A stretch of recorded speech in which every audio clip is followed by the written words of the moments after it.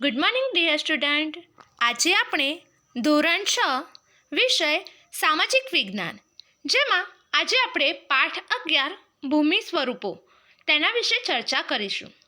વિદ્યાર્થી મિત્રો, આ પાઠની અંદર ભૂમિ સ્વરૂપની વાત કરી છે, એટલે કે જમીનની રચના કેવી રીતે થાય છે તેની ચર્ચા કરવામાં આવી છે. પૃથ્વીના પોપડાની અંદર સમયાંતરે જે હલનચલન થતું હોય છે તેમાંથી જે પર્વત, ઉચ્ચ પ્રદેશ, ફાટખીણ, નદી વગેરેની રચના થાય છે.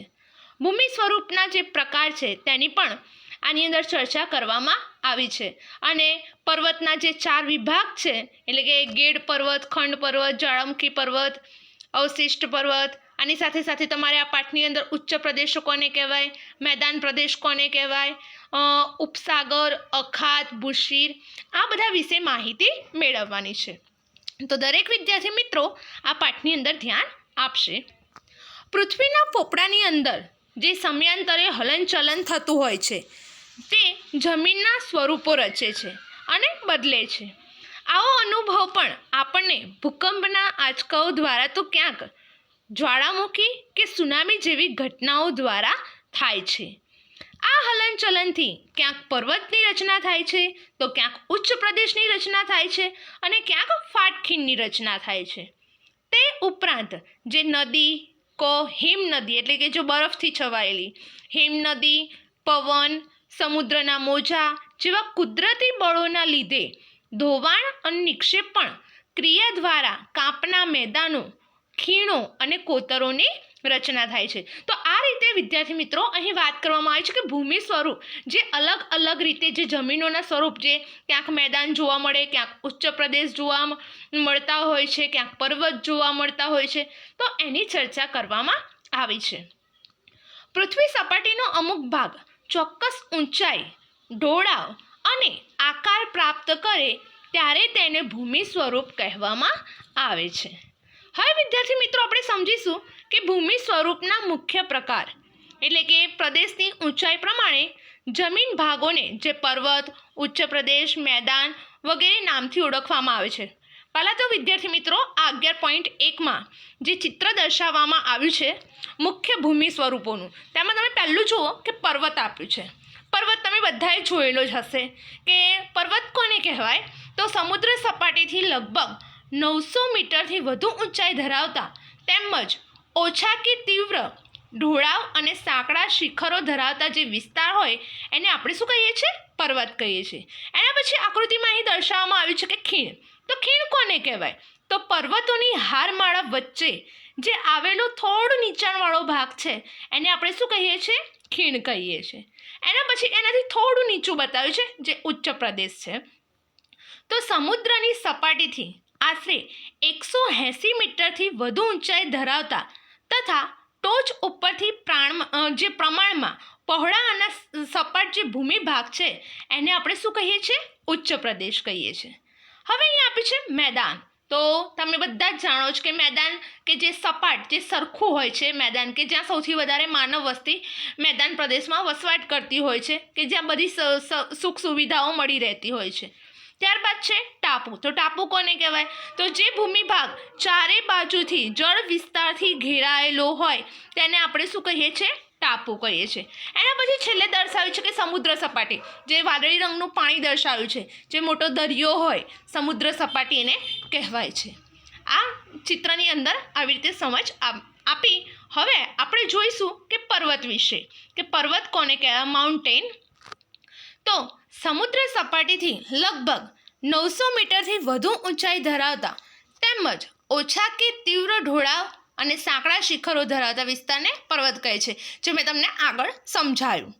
પૃથ્વીના પેટાળમાં ભૂકંપ, એટલે આપણે જાણીએ છીએ કે પૃથ્વી એટલે કે જમીનના અંદર પેટાળમાં અંદર કંઈક પ્રક્રિયા થાય, ભૂગર્ભિક ક્રિયાઓ થાય, અને એ સમય દરમિયાન ક્યાંક ભૂકંપ પણ આવે છે, ક્યાંક જ્વાળામુખી પણ થાય છે, અને એની સાથે સાથે કુદરતી ભૌતિક બળોની જે ક્રિયા, પ્રતિક્રિયા અને આંતરક્રિયાથી પર્વતો બને છે. પર્વતોના ઉદ્ભવ અને વિકાસમાં એકથી વધુ ક્રિયાઓ અને બળોની અસર જોવા મળે છે. તેથી પર્વતો તેના વિવિધ પાસાઓના સંદર્ભમાં એકબીજાથી અલગ જોવા મળે છે, એટલે કે અલગ અલગ પ્રકારના જોવા મળે છે. અહીં પર્વતોનું વર્ગીકરણ કરવામાં આવ્યું છે કે કઈ રીતે એમ કહીએ કે નિર્માણ ક્રિયાના આધારે પર્વતોને આ 4 વિભાગની અંદર વહેંચવામાં આવ્યા છે કે આ 4 પ્રકારના પર્વત અલગ અલગ જાતના એમ કે પર્વતો જોવા મળે છે. જેમાં પહેલું છે ગેડ પર્વત, બીજું છે ખંડ પર્વત, ત્રીજું છે જ્વાળામુખી પર્વત અને ચોથો નંબર છે અવશિષ્ટ પર્વત. હવે વિદ્યાર્થી મિત્રો આપણે ગેડ પર્વત વિશે સમજણ મેળવીશું કે ગેડ પર્વત કેવો હોય છે. કે મોટે ભાગે સમુદ્ર તળિયાના પ્રદેશો કે જળાશયોના તળિયે એકત્ર થયેલા નિક્ષેપણમાં બંને બાજુથી દબાણ આવતા કળચલીઓ કે ગેડ પડે છે. જો તમે વિદ્યાર્થી મિત્રો અહીં 11.2માં એની આકૃતિ દર્શાવવામાં આવી છે કે કેવી રીતે કળચલીઓ પડે છે, દબાણ કેવી રીતે આવે છે એ દર્શાવ્યું છે એરો કરીને. તેના ઉધ્વ વળાંકને આપણે શિખર તરીકે અને અધો વળાંકને ખીણ કે તળેટીના સ્વરૂપે જોઈ શકાય છે. એશિયામાં હિમાલય, યુરોપમાં આલ્પ્સ, ઉત્તર અમેરિકામાં રોકીન્સ અને દક્ષિણ અમેરિકામાં એન્ડીઝ જે દુનિયાના મુખ્ય ગેડ પર્વત છે. વિદ્યાર્થી મિત્રો આ ખાસ ધ્યાન રાખજો, તમારે ખાલી જગ્યામાં વિકલ્પોમાં પૂછાય છે કે ગેડ પર્વત ક્યાં ક્યાં જોવા મળે છે. તો એશિયામાં હિમાલયમાં, યુરોપમાં આલ્પ્સ, ઉત્તર અમેરિકામાં રોકીન્સ અને દક્ષિણ અમેરિકામાં એન્ડીઝ જે દુનિયાના મુખ્ય ગેડ પર્વત છે. હવે વિદ્યાર્થી મિત્રો આપણે જાણીશું કે ખંડ પર્વત કોને કહેવામાં આવે છે. ખંડ પર્વત તે જે ભૂગર્ભિક બળોને લીધે બે ભૂમિ સ્તરો પર ખેંચાણ બળ લાગે છે ત્યારે તેમાં તિરાડ કે ફાટ પડે છે. આથી આજુબાજુનો ભાગ બેસી જાય, કેવું થાય, જમીનની આજુબાજુનો ભાગ એમ કે બેસી જાય અને જે વચ્ચેનો ભાગ હોય એ સ્થિર રહેતો હોય છે. તેને આપણે શું કહીએ છીએ? ખંડ પર્વત. અને નીચે બેસી જતા ભાગમાં ફાટખીણ રચાય છે. અહીંયા 11.3માં જે ખંડ પર્વત છે એનું ચિત્ર પણ દર્શાવવામાં આવ્યું છે. જર્મનીનો હોસ્ટ પર્વત તેનું શ્રેષ્ઠ ઉદાહરણ હોવાથી ખંડ પર્વતને હોસ્ટ પર્વત પણ કહેવામાં આવે છે. ભારતમાં આવેલા નીલગિરી, સાતપુડા, વિંધ્યાચલ પર્વત અને ખંડ પર્વતના ઉદાહરણો છે. આ વિવિધ ઉદાહરણો કે આવા એમ કે ખંડ પર્વત કઈ કઈ જગ્યાએ જોવા મળે છે. તો ભારતમાં આવેલા નીલગિરી, સાતપુડા, વિંધ્યાચલ પર્વત ખંડ પર્વતના ઉદાહરણો છે. બરાબર વિદ્યાર્થી મિત્રો, હવે આપણે આગળ જાણકારી મેળવીશું કે જ્વાળામુખી પર્વત કોને કહેવામાં આવે છે. જ્વાળામુખી પર્વત એટલે કે જ્વાળામુખી ફાટતા પ્રસ્ફોટનથી બહાર ફેંકાતા પદાર્થો શંકુ આકારે જમા થતાં તે જ્વાળામુખી પર્વત બને છે. એટલે કે જમીનની અંદરથી દબાણથી લાવા રસ ને કાદવ કિચડ ને પથ્થર ને બધું બહાર નીકળી જાય અને એકદમ ત્રિકોણ જે પર્વતની આકારનો કહીએ એવી રચના થાય છે, જેને આપણે જ્વાળામુખી પર્વત તરીકે ઓળખીએ છીએ. ઇટાલીનો વિસુવિયસ, ઇક્વેડોરનો કોટોપક્સી, જાપાનનો ફ્યુઝિયામા અને ભારતનો બેરન અને એની સાથે સાથે જે પાવાગઢ જે છે, ગિરનાર છે એ જ્વાળામુખી પર્વતના જ ઉદાહરણો છે. વિદ્યાર્થી મિત્રો અહીં 11.4માં જ્વાળામુખી પર્વતની રચના કેવી રીતે થાય છે એનું ચિત્ર પણ દર્શાવવામાં આવ્યું છે. તમે જુઓ આ ચિત્રની અંદર કે જમીનની નીચેના ભાગમાં જે લાવા રસ ને બધું ભેગું થયું હોય એ દબાણ સાથે બહાર નીકળે છે અને આ રીતે જ્વાળામુખી પર્વતની રચના થતી હોય છે. હવે વિદ્યાર્થી મિત્રો આપણે જાણીશું કે અવશિષ્ટ પર્વત કોને કહેવામાં આવે છે. તો ઘસારાના કુદરતી બળો સામે ટકી રહેતા શેષ ભાગોમાંથી અવશિષ્ટ પર્વત બને છે. હજારો વર્ષથી પોચા ખડકો ઘસાઈને વહી જાય છે તથા નક્કર ખડકમાંથી બનેલ ભૂમિભાગ ઊંચા ભૂમિખંડ તરીકે ટકી રહે છે. તેને જ અવશિષ્ટ પર્વત કહે છે. ભારતમાં અરવલ્લી, નીલગિરી, પારસનાથ, રાજમહલ તથા પૂર્વઘાટ અવશિષ્ટ પર્વતના ઉદાહરણો છે.